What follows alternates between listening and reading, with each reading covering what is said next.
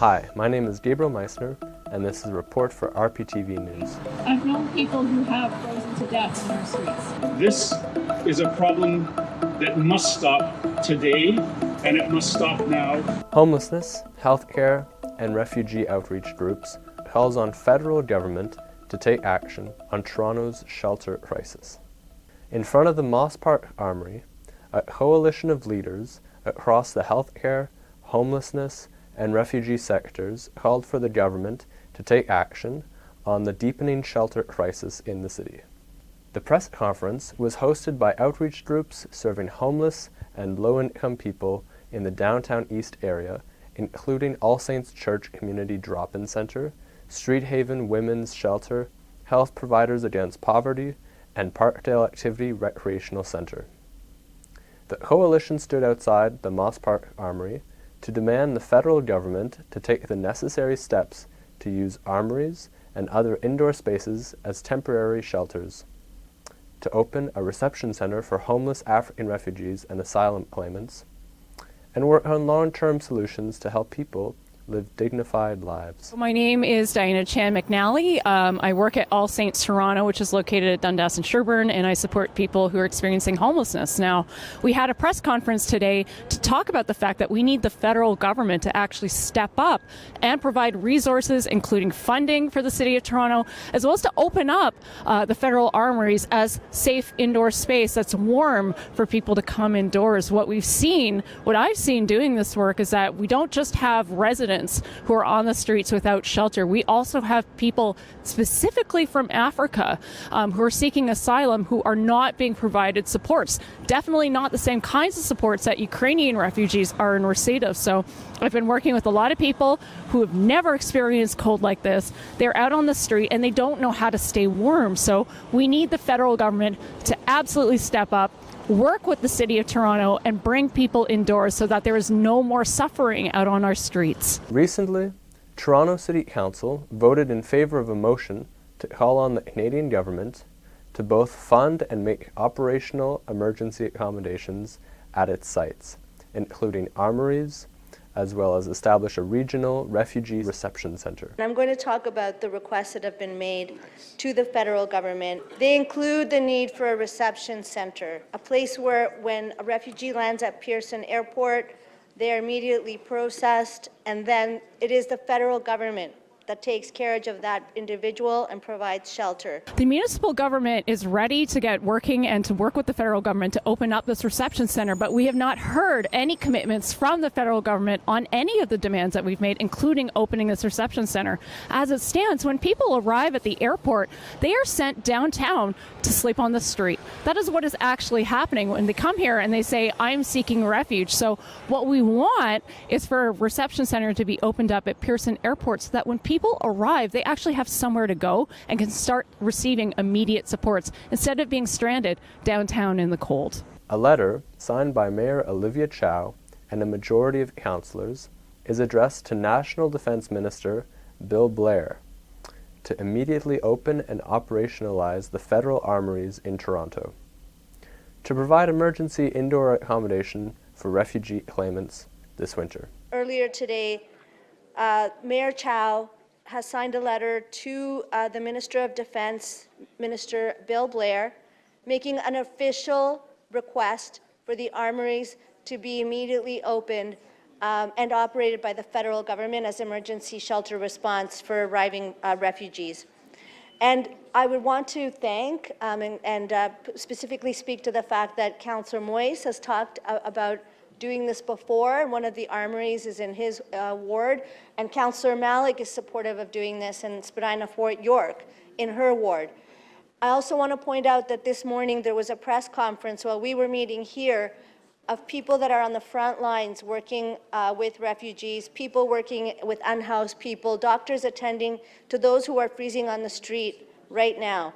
And they were telling the federal government with one voice that they support what the City of Toronto is doing, and they would like to see these armories opened immediately, as has been done in the past.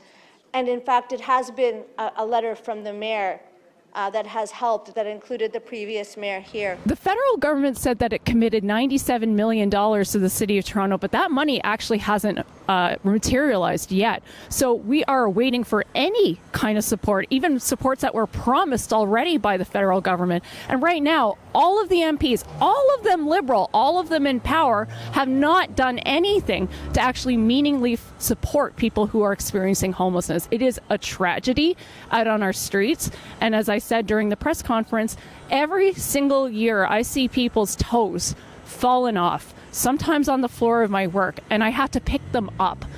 Why should I be doing this? Why should this be happening to people? Where is our federal government to make sure that people are not suffering like this? They need to actually take some responsibility for the issues that they are also causing through bad policy. Thank you, Diana, and good morning, everybody. I'm looking around and I think that I may be the oldest person here. I've been involved in these issues for almost 40 years. And I've been at the Parkdale Activity-Recreation Centre for 25. We've run a drop-in centre. We do supportive housing for people who with mental health and substance use traumas. And in fact, we've been involved very much with the homelessness issue for those last 25 years. And it's immediate, and you've heard from the other speakers here, we need action now. But I want to do a couple of things. This didn't start yesterday. In 1992, the federal government cut the National Housing Strategy. In 1995, the provincial government cut 300 housing programs across the province. And then when you do those things, the repercussions are tragic and deadly. And that's what we're seeing. So today, we're wondering, well, how did this happen? And it's because we haven't made the kinds of investments that we need so that human beings, can expect the most basic human rights as projected and suggested in the United Nations Human Rights Declaration, of which Canada is a signatory, and which, if you go into the provincial buildings and city buildings, you'll see a proud posting that we follow a human rights declaration, and yet we don't. The other story I want to tell you is last year we had a 53-year-old male who was attending our drop-in center. He'd lost his housing. He was staying in an encampment. The staff were working so hard to try and get him a shelter bed and to get him off the streets. He was living in an encampment, and he died in a fire. And so Talvir talked about the trauma, and that trauma was for everybody in that fire who watched and witnessed that fire, and for all of our staff who tirelessly and endlessly every day try to get people into shelter and try to stop this human tragedy and suffering. And yet, here we are again today, calling for the armories to be opened.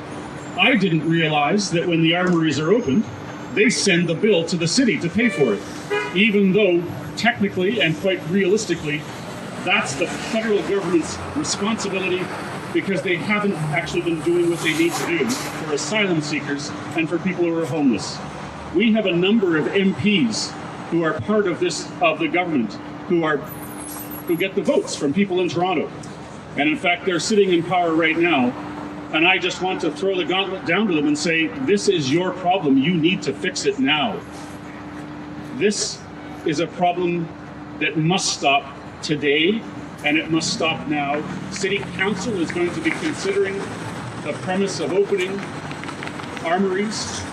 This is a stopgap measure. The City Council is also going to be considering a generational transformation of affordable housing that the Mayor has promoted. We hope and support that there will be more affordable housing in this city immediately, but it won't be done immediately. We need the armories opened. We need other kinds of responses to this terrible human tragedy. We've turned away nearly 600 women in the last 5 years, and that's equal to the total number of women we actually served last year.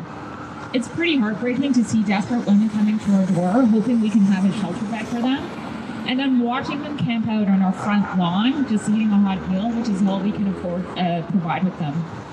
With no affordable housing and inadequate levels of housing benefits, we cannot move our shelter clients out fast enough to free up shelter beds for newly arrived refugees and claimants. For every 3 COB benefits that we've been allocated every month, we have 7 additional women waiting. We need immediate action before this crisis becomes a catastrophe. The federal government needs to work with other levels of government to step forward and help refugees with a welcome center that will help connect them with needed resources. We need more shelters for homeless women, and we need more jobs. These homeless refugees and claimants are everyone's responsibility. The trauma of severe cold injuries, the PTSD from near-death experiences due to hypothermia, and the depression following amputation are profound. The mental health consequences are compounded by the feeling of being unseen and unsupported in a society that has the means but lacks the will to act. Despite recent efforts by Toronto, including the establishment of respite centres and lowering the threshold to open warming centres, the truth remains stark and unyielding. Our shelter capacity is woefully inadequate. This includes asylum seekers and refugees who were promised safety, only to be met with the cold pavement of our city streets, with many experiencing cold winters for the first time in their lives. We know the treatment to prevent frostbite and death from the cold is to stay warm. Instead, we're displacing people into unsafe settings or using expensive and limited hospital resources. The call to open the armouries for shelter space to reimburse the city for the cost of sheltering asylum seekers and to match the housing benefit investments is more than a plea. It is an obligation. It's the minimum we should expect to preserve the dignity of our neighbours. It's about ensuring that those who have come to Canada seeking refuge from danger do not find themselves facing a new peril. As we face this winter, we have the chance to shift from reactive to proactive measures. So let's not leave our fellow humans out in the cold. Let's not be complicit in the physical and psychological harm that comes from extreme weather exposure. Instead, we need to stand together and demand that the federal government act without delay. We need to meet the demands of this crisis with permanent and long-lasting solutions. Thank you. Thank you so much for watching. Don't forget to like, comment, share, and subscribe to our YouTube channel. Also follow us on social media, and for more information, check out our website.